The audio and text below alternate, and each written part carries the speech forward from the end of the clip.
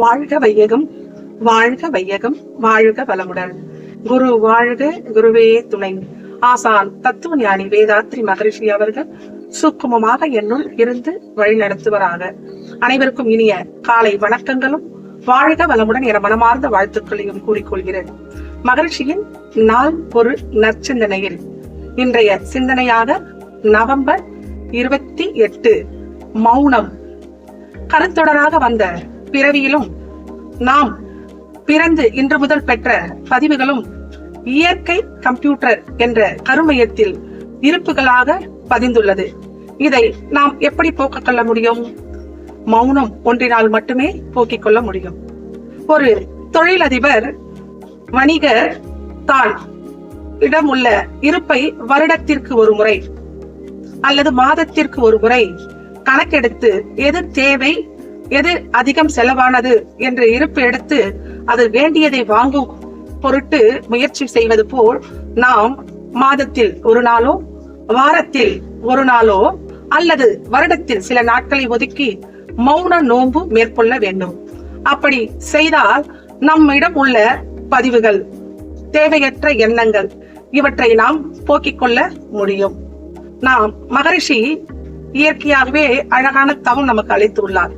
அந்த தவத்தை கருத்தாக செய்து நம்மிடம் உள்ள வேண்டாத பதிவுகளை வடிகட்டி வேண்டியவற்றை படிக்கட்டும் முயற்சியை நாம் மௌனத்தில் மேற்கொள்ளலாம். தன்னை பற்றி ஆய்வதுதான் மௌன நோன்பு. தன்னிடம் உள்ள நிறை குறைகளை மகரிஷியின் தன் குற்றம் தானாராயும் தகமை வந்தால் பிறர் மீது ஏன் குற்றம் சொல்ல தோண்டும் என்ற அந்த கருத்துக்கேற்ப தன்னிடம் உள்ள பேராசை, சீனம், கடும்பற்று, முறையற்ற பால் கவர்ச்சி, உயர்வு தாழ்வு மனப்பான்மை இந்த 6 குணங்களை சீரமைப்பதற்கு நமக்கு மௌன காலம் மிகவும் ஏற்ற காலம் ஆகும்.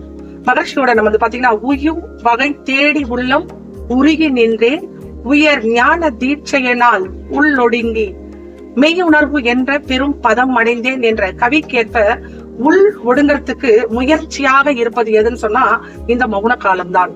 அது தன்னை ஆராய்தல். நம் தத்துவ ஞானிகள் சொல்லுவாங்க, தன்னை அறியும் தத்துவ ஞானிகள் முன்னை வினையில் முடிச்சை அழுப்பர், பின்னை வினையில் பிசைந்து வைப்பர், சென்னியில் வைத்த சிவனருளாலே என்று சொல்லுவாங்க. அப்ப நம்ம பத்தி ஆராய்ந்தால் நம்மிடம் உள்ள குறைகள், எந்த இடத்தில் எனக்கு பேராசை எழுகிறது, எந்த இடத்தில் எனக்கு சினம் வருகிறது, எந்த இடத்தில் நான் அமைதியாக இருக்கிறேன் அப்படின்னு சொல்லிட்டு தன்னை பற்றி முயற்சி பண்றதுக்கு மௌனம் என்பது வாய் மூடல் அல்ல, மனம் மூடல். மனதை தன் உயிர்நிலையான கருமையத்தில் இணைத்து உயிரில் ஒடுக்கி ஆற்றுவதே மௌனம். மத்ததெல்லாம் பாத்தீங்கன்னா நம்ம தவம் பண்றோம், தற்சோதனை பண்றோம், அகத்தாய்வு பண்றோம், எது செய்தாலுமே பாத்தீங்கன்னா நம்மளால முழுமையா அதில் ஈடுபட முடியாது. மௌனம் ஒன்றுதான் காலையிலிருந்து மாலை வரை, நம்ம காலையில 10 மணில இருந்து சாயங்காலம் 4 மணி வரையோ ஏதோ ஒரு டைம் நம்ம மௌனம். அப்ப சொல்லுவோம் பாத்தீங்களா, கணவன் மனைவி சண்டை வந்தா கூட அமைதியா இருந்தா அந்த இடத்துல பாத்தீங்கன்னா அந்த சண்டை தவிர்க்கலாம். அந்த இடத்துல ஒரு சிறு மௌனம். கிராமத்துல ஒரு வழக்கம் இருக்குது, பேச்சு வெள்ளி மௌனம் தங்கம் அப்படின்னு சொல்லுவாங்க. அந்த மாதிரி மௌனம் எவ்வளவு பெரிய காந்தியடிகள் கூட பாத்தீங்கன்னா தன்னோட ஆசிரமத்துல வாரத்துல ஒரு நாள் மௌனம் இருந்தாருங்க. அப்படி இருந்ததுனால்தான் இந்த விடுதலைக்கு அவர் வித்திட்டாரு அப்படின்னு சொல்லுவாங்க.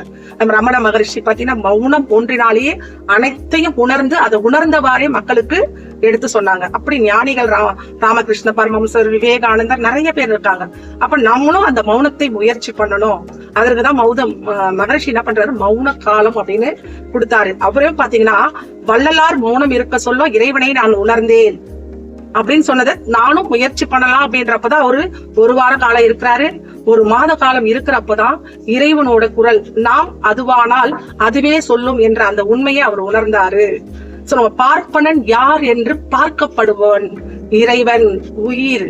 இதை நாம் உணர்ந்து முறையாக இயற்றி செய்து வந்தால் தான், குடும்பம், சுற்றம், ஊர், உலகு என்ற 5 வகை கடவுளை வாழ்த்தி நம்மளோட வாழ்க்கையிலும் சரி, சுற்றி இருக்கிற உறவுகள்கிட்டயும் சரி, நம்ம உலகத்துக்கிட்டயும் சரி நன்மை மட்டுமே பெறுவோம் என்று வேதாத்ரி மகரிஷி சொல்றாங்க.